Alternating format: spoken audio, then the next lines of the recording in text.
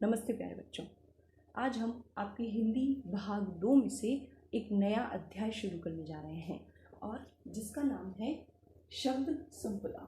बच्चों, शब्द के बारे में हम पहले पढ़ चुके हैं कि शब्द वर्णों का सार्थक समूह होता है। शब्द वाक्यों में प्रयुक्त किए जाते हैं। जब हम अपने भावों को और अपने विचारों को दूसरों के सामने प्रकट करना चाहते हैं तो हम शब्दों की सहायता से वाक्यों का निर्माण करते हैं। तो बच्चों, हम दिनचर्या में अनेक शब्दों का तो प्रयोग करते हैं, लेकिन हमने कभी यह ध्यान नहीं दिया कि यह शब्द किसी का पर्यायवाची शब्द हो सकता है, यह शब्द किसी का विपरीतार्थक शब्द हो सकता है, यह किसी के लिए अनेकार्थक शब्द हो सकता है। तो बच्चों, इसी को समझने के लिए हम यह अध्याय पढ़ने जा रहे हैं, शब्द संपदा। शब्द संपदा में ये अलग अलग प्रकार के जो शब्द हैं, शब्दों का एक भंडार है, अलग अलग प्रकार के हैं, जिसमें देखिए अनेकार्थक शब्द हैं, पर्यायवाची शब्द हैं, विपरीतार्थक शब्द हैं, अनेक शब्दों के लिए एक शब्द है और श्रम श्रुति भिन्नार्थक शब्द है। तो इन शब्दों के हम बारे में पढ़ने जा रहे हैं। ये शब्द मिलकर एक शब्दों का कोश या एक शब्द की एक संपदा का निर्माण करते हैं।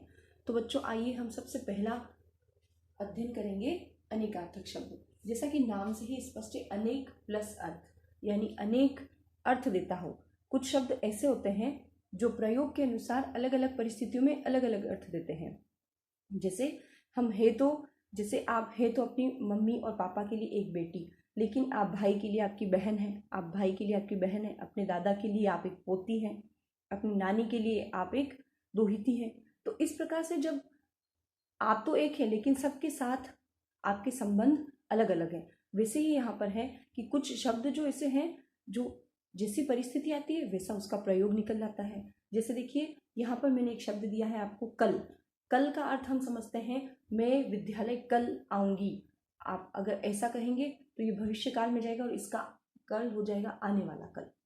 अगर मैं इसको भूतकाल में बोलूँ कि मैं विद्यालय कल आई थी, तो इस कल का अर्थ हो जाएगा जो कल निकल चुका है। एक होता है मशीन और यंत्र। जैसे हम बोलते हैं कि इसके कल पुर्जे खराब हो गए हैं, अर्थात इस मशीन के जो अंदर वाले कल पुर्जे हैं ये खराब हो गए हैं। तो इस कल का एक अर्थ होता है मशीन या फिर यंत्र। एक होता है आराम। तो बच्चों, ये कल हमने तो अभी तक यही पढ़ा था कि इस कल का अर्थ एक होता है आने वाला कल या जो बीत गया है वह कल, लेकिन इसके दो अन्य अर्थ और भी होते हैं। तो ये ऐसे शब्द, जब इस शब्द का प्रयोग हम ये कल पुर्जे खराब हैं, तो इस ये कल शब्द जब इसके साथ प्रयुक्त होगा तो इसका अर्थ मशीन और यंत्र हो जाएगा। जब किसी समय सूचित करेगा हमें तो यह आने वाला कल या जो बीता हुआ कल है उसके लिए हो जाएगा। तो ऐसे शब्द जो अपनी परिस्थिति और प्रयोग के अनुसार अर्थ बदल देते हैं उन्हें अनेकार्थक शब्द कहा जाता है। एक और उदाहरण देखिए, सारंग। सारंग का एक अर्थ होता है मोर, एक अर्थ होता है सांप, एक अर्थ होता है बादल और एक अर्थ होता है नारी। अर्थात शब्द तो यह एक है सारंग, लेकिन इसके अलग अलग चार अर्थ हैं। अब हम कहेंगे कि वर्षा ऋतु में सारंग अपने पंख फैलाकर नृत्य करता है, तो यहाँ पर सारंग का अर्थ हो जाएगा मोर। वर्षा ऋतु में सारंग, काले सारंग आकर वर्षा करते हैं, तो वहाँ मोर तो वर्षा नहीं करेंगे, कौन करेंगे? बादल। ठीक है। तो सुनहरे वस्त्रों में वह सारंग सुंदर दिख रही है, अर्थात सुनहरे वस्त्रों में वह नारी सुंदर दिख रही है। तो वहां पर ना तो मोर प्रयुक्त हो सकता है, ना बादल और ना ही सांप। तो जैसे हम वाक्यों में इसके प्रयोग पढ़ेंगे अलग अलग परिस्थितियों में, यह सारंग अपना उसी प्रकार से अर्थ देगा। तो ऐसे ही अनेकार्थक शब्द लेकर मैं और कुछ आपके सामने उदाहरण प्रस्तुत करती हूँ। तो देखिए बच्चों, यहाँ और भी अनेक शब्द हैं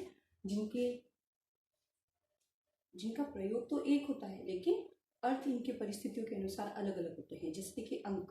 अंक का अर्थ होता है गोद, चिन्ह, कोई संख्या। जैसे हम बोलेंगे कि छोटा बच्चा अपनी माँ की अंक में बैठा हुआ है, अर्थात वह माँ की गोद में बैठा हुआ है। यह अंक कौन सा है, अर्थात यह संख्या कौन सी है। ठीक है। अर्थ। अर्थ का एक अर्थ होता है धन, यानी पैसे। एक अर्थ होता है मतलब या प्रयोजन, तुम किस अर्थ से यहाँ पर आए हो, अर्थात तुम किस मतलब या किस प्रयोजन से यहाँ पर आए हो। एक हम बोलते हैं कि वह अर्थ संपन्न व्यक्ति है, अर्थात वह धन से संपन्न व्यक्ति है। अगला शब्द देखिए, जैसे आम। आम एक तो महत्वपूर्ण फल होता है जिसे हम मैंगो बोलते हैं, तो आम। और एक होता है साधारण, जैसे आम आदमी, साधारण आदमी। अगला देखिए नाग। नाग का एक अर्थ तो हम समझते हैं सांप, लेकिन हाथी भी, नाग भी, नाग का एक अर्थ होता है हाथी। एक होता है कुल। हम कहते हैं कि यहाँ पर कुल योग करके देखिए, अर्थात कुल जोड़ कर देखिए। और एक होता है वंश, जैसे महाराणा प्रताप राजवंश के थे, अर्थात यह कुल। पत्र, पत्र का एक अर्थ होता है पत्ता, जैसे वह अमरूद का पत्ता है। चिट्ठी, मैंने आज पिताजी को पत्र लिखा, इस प्रकार से। तो ये शब्द तो एक ही है, लेकिन इसका प्रयोग इसके साथ अलग हो जाएगा और इस वाक्य के साथ अलग अलग परिस्थितियों में इसका अर्थ निकल कर आएगा। कर का एक अर्थ होता है हाथ और एक होता है टैक्स, जिसे हम कर चुकाते हैं अर्थात हम टैक्स देते हैं। हमने करों से यह कार्य संपन्न किया, मतलब हमने अपने स्वयं के हाथों से वह कार्य संपन्न किया। अगला देखिए, सूत अर्थात धागा या फिर साथी। और जिसका हम अधिकतर प्रयोग करते हैं, इसका एक अर्थ होता है दूसरा, कि वहाँ कोई और व्यक्ति है अर्थात कोई दूसरा ही व्यक्ति है। और हम जोड़ने के लिए राम और श्याम आज विद्यालय गए अर्थात तथा या फिर योजक शब्द बनाने के लिए हम इस और शब्द का प्रयोग करते हैं। एक अगला देखिए, उपचार। एक उपचार का अर्थ होता है इलाज करना और एक अर्थ होता है उसकी सेवा करना। वैसे एक नया शब्द है अरुण, जिसका अर्थ होता है सूर्य और एक अर्थ होता है लाल रंग। तो बच्चों ये तो था आपके अनेकार्थक शब्द, अर्थात एक ही शब्द है लेकिन उसका वाक्यों में परिस्थिति के अनुसार जब प्रयोग होता है तो उसका अर्थ उस वाक्य के अनुसार निकल के आता है। इसके लिए आपको यह आवश्यक है कि बार बार इन शब्दों को जब पढ़ेंगे, इनको प्रयोग में लेना सीखेंगे, तब आपको स्वतः ही समझ में आ जाएगा कि इस शब्द का प्रयोग किस वाक्य में करना है। चलिए आगे देखते हैं हम पर्यायवाची शब्द। आइए बच्चों देखते हैं पर्यायवाची शब्द क्या होते हैं। समान अर्थ देने वाले शब्दों को पर्यायवाची शब्द कहा जाता है, अर्थात वे शब्द जो समान अर्थ देते हैं। जैसे कुछ शब्द तो हमने अनेकार्थक शब्द पढ़े हैं जो अलग अलग परिस्थितियों में अलग अलग अर्थ देते हैं। यहाँ पर हम पढ़ रहे हैं समान अर्थ देने वाले पर्यायवाची शब्द होते हैं। पहला है अमृत। पढ़े हुए हैं आपने पर्यायवाची शब्द। अमृत का अर्थ होता है सोम, उसके पर्यायवाची शब्द हैं सुधा, पीयूष। असुर, असुर अर्थात जो राक्षस, दैत्य, दानव, राक्षस। आँख, आँख अर्थात होते हैं नेत्र, चक्षु, लोचन। ईश्वर, ईश्वर के पर्यायवाची शब्द होते हैं प्रभु, भगवान, परमात्मा। कमल के पर्यायवाची शब्द होते हैं राजीव, पंकज, सरोज।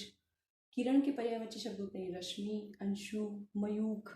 इसी प्रकार आप और देखिए बहुत सारे पर्यायवाची शब्द होते हैं। इनको दैनिक आप प्रयोग में लें और समय समय पर इनका उच्चारण करते रहें, इन्हें बोलते रहें तो आपको अच्छे से याद हो जाएंगे और इनको समझने में कठिनाई का सामना नहीं करना पड़ेगा।